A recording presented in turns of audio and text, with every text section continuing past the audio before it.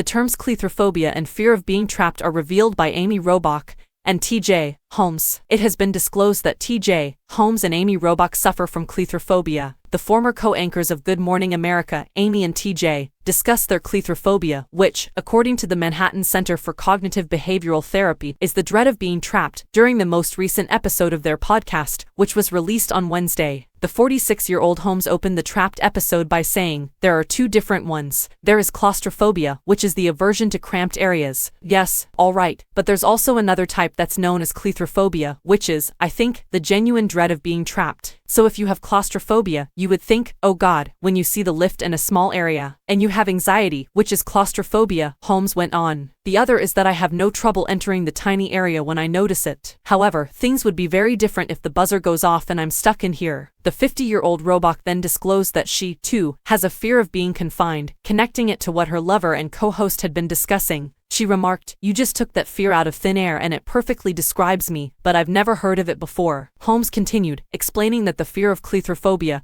is not of the space itself, but rather of the idea of being trapped in that space. "That might even be a big room, but the fear is in not knowing how to escape," he went on. "Yeah, you're stuck, so that describes me, claustrophobia," Robach concurred. "My concern is that I might not be able to escape." The couple's admission follows their announcement last week that they are still together after an intensely emotional podcast session.